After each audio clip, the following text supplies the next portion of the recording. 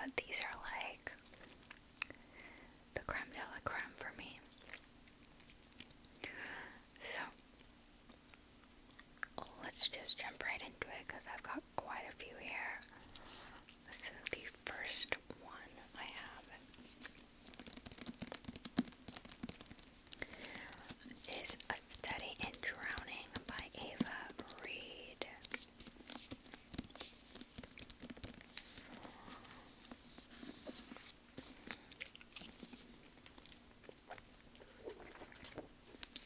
This is the Illumigrate version, in case anyone is curious.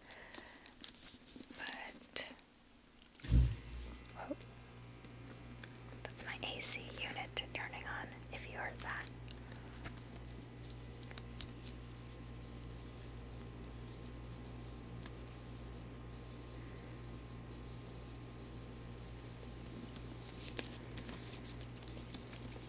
So,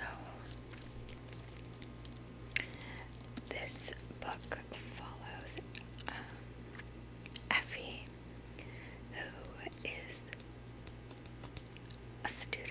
So this one is it is dark academia, but fantasy. She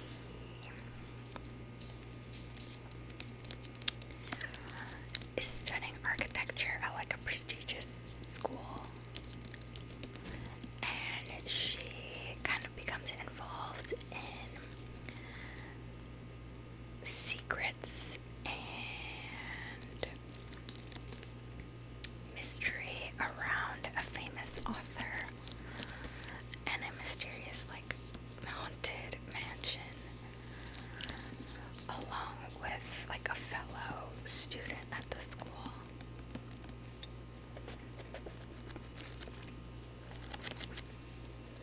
So it's kind of like eerie, a bit eerie. There's like gothic horror elements to it. Yeah, it's a manor, like a musty, decrepit estate on the brink of crumbling into a hungry sea.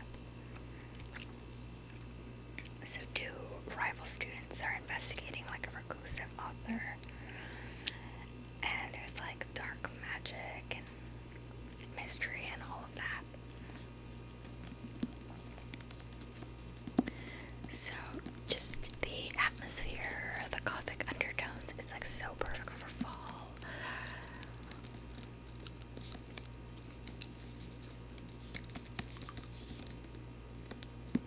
I have read maybe 2 or 3 of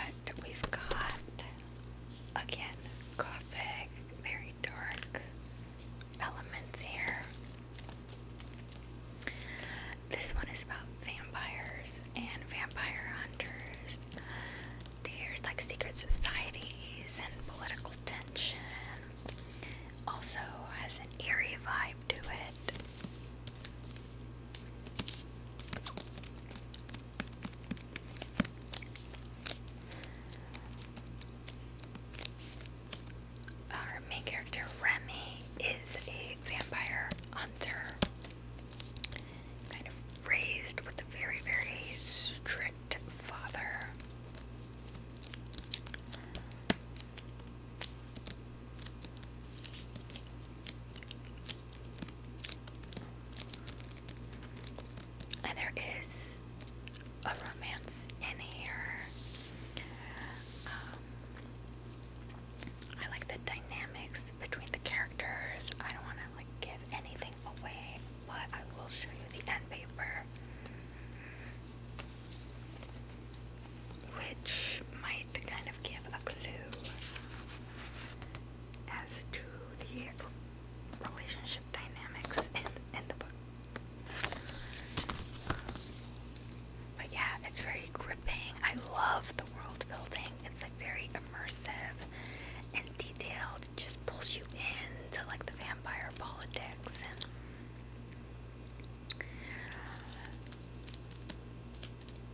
yeah.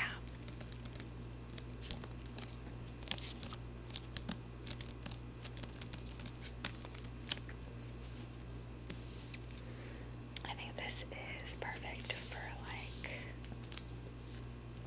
when it gets actually cooler in the autumn. Late October, it's giving late October vibes. Silver under night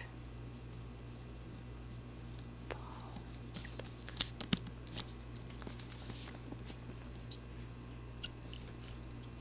Okay, next we have got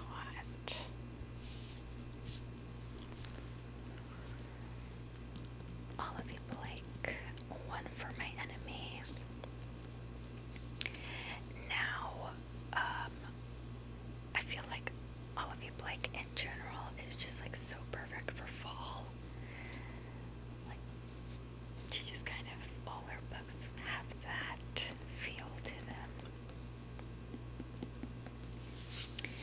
This book is about witches and rival witch families. There's a lot of tension and intrigue in this one. It is inspired by Romeo and Juliet and the Montagues and the Capulets. It is also set in it's a modern setting, but with Russian folklore inspiration to it. I love the characters in this book. Everyone is very morally gray. But yeah, just the dynamics between all the characters, the family rivalry and the family loyalties. It is so good. There's a slow burn tension to it as well.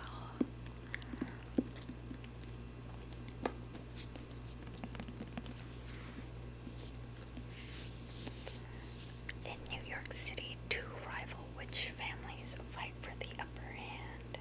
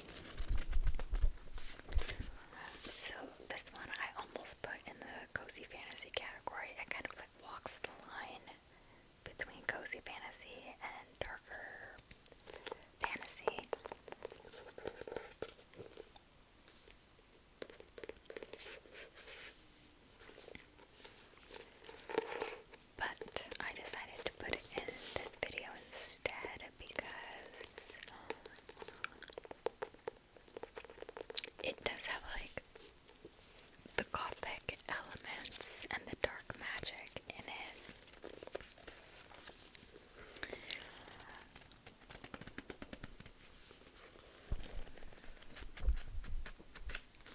So yeah, it's like reading a dark fairy tale. And I love like the adventure slash quest plotline. Yeah, it's just so good for fall. And it's not very long. Like you could finish that really quick.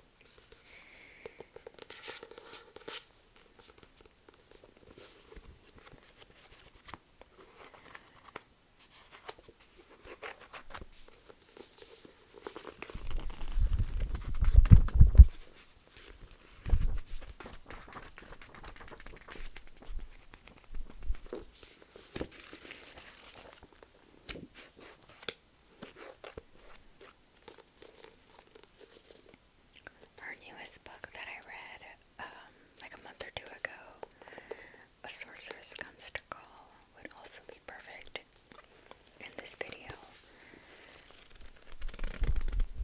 But, yeah.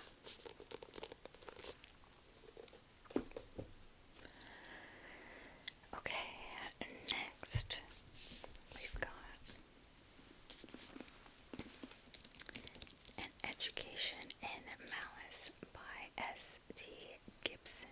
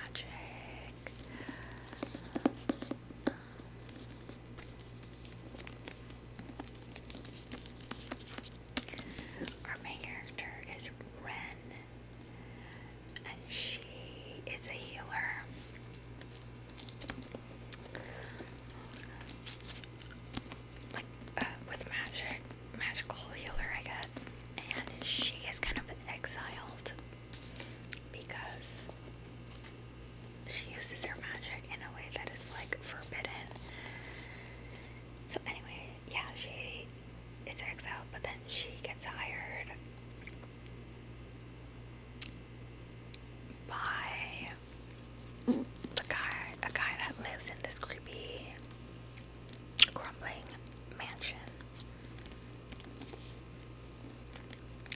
And he has like his own dark secrets. And they develop, there's like a cute romance in here. Like a very slow burn of romance. And there's just like stuff going down at this manor that they are trying to figure out. Let's see.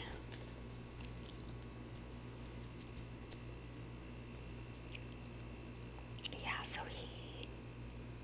it says with sinister forces at work, Ren and Hal. Hal is the lord of this manor. They'll have to join together if they have any hope of saving their kingdoms. But as Ren circles closer to the nefarious truth behind Hal's illness, they realize they have no escape from the monsters within the mansion.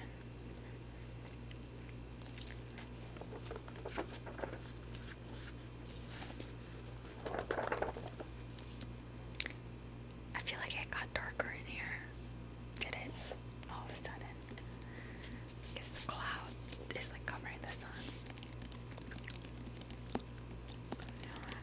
But yeah. Love this one. It's like they're forced to work together to figure out what is going on and why is he sick. And how can Ren like use her powers to help him? I just love a book that has like a house or like a castle or a manor that is creepy. Okay, and that ties perfectly into the next book, which is Starling House by Alex E. Harrow. Another auto-buy author for me. Again, all of her books are 5 out of 5. Starling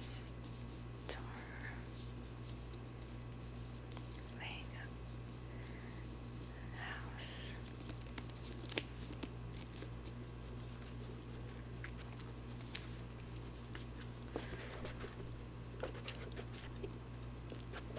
And yeah, it features a haunted house that has a lot of dark secrets.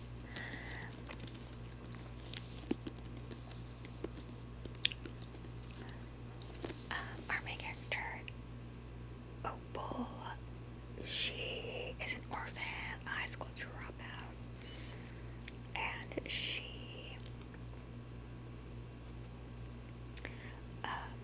moves back into this like small town where she's from. I think, if I'm not mistaken,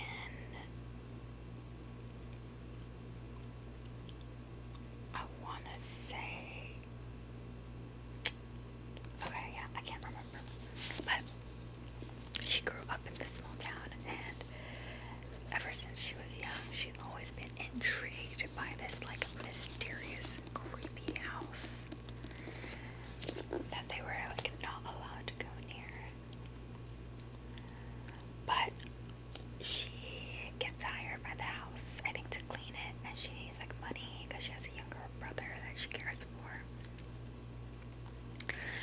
And there is a guy named Arthur who's like the newest generation that inhabits this house.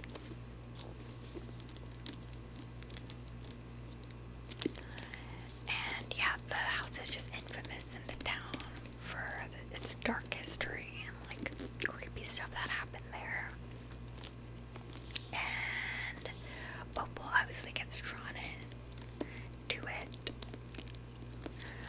The mansion, the house is like a character in and of itself. It's like a fully its own character.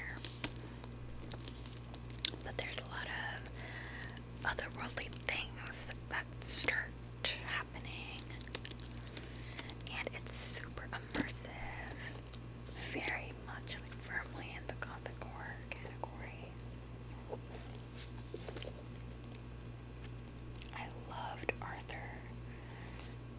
this character. He's super like broody and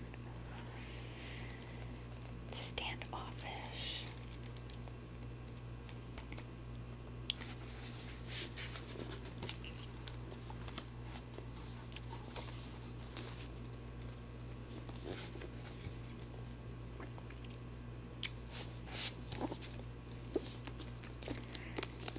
Yeah.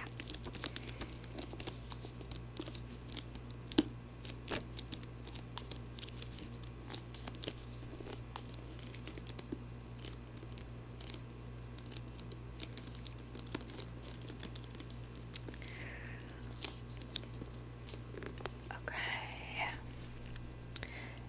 Next, we have got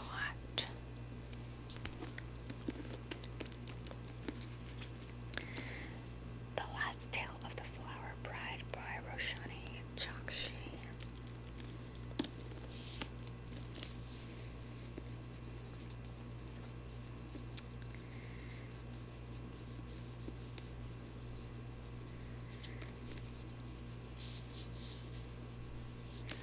Bride.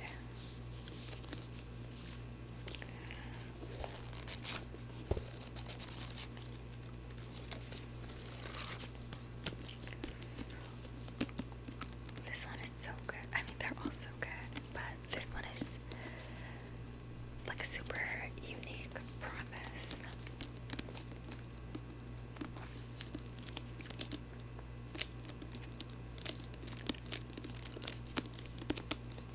It kind of reminds me of Rebecca by Daphne du Maurier, but it is about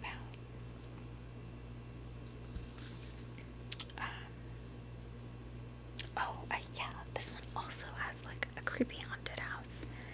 So I feel like that's like the theme of this video. Creepy houses as characters. On the back of the book it says, inside every story is a secret. Inside every marriage is a lie.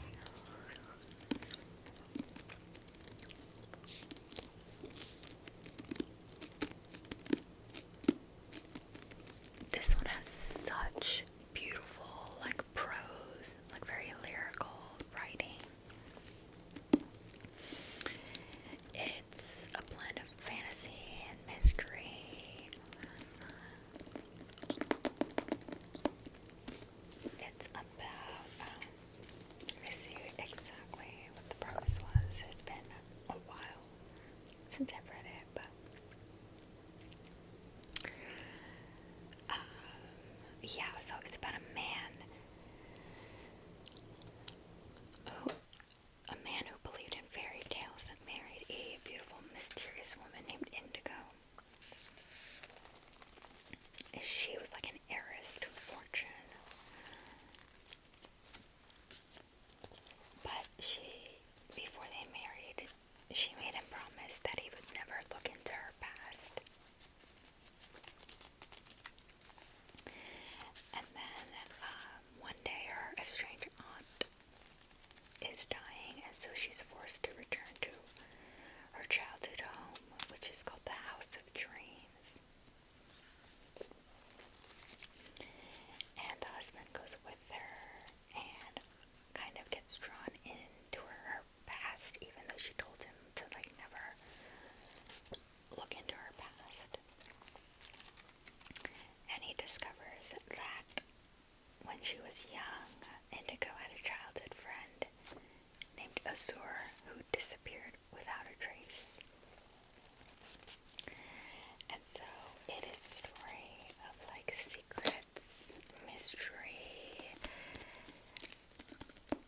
It's so good. Like, I kind of want to reread it now, but yeah, it's just hauntingly beautiful. Kind of one of those books where you're a little bit confused, but in a way that's like, you're meant to be a bit confused and like you don't really know what's going on.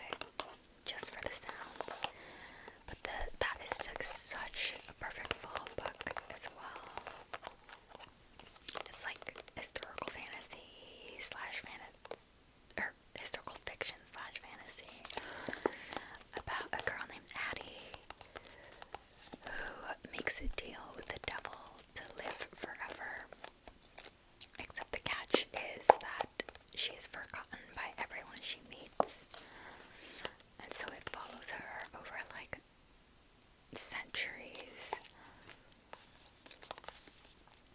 It's so beautifully written, and it is quite like melancholic. You know, it's about loneliness, immortality. It's very introspective, but I think it's just so perfect for fall. Like, in my mind, I picture, I don't know why, but like I picture, oh, actually I do know why. It's because of a boy she meets named Henry. But I picture like red and orange yellow leaves in the fall time in New York or London, and a bookstore with like a cup of coffee, like a super crisp wind blowing. Oh, so perfect for that. But anyway, that's the actual real last book I have. Please let me know if you guys have any recommendations for this category. I may have read it and just not included it in here, but I would love to know, because this is just one of my favorite, like, niche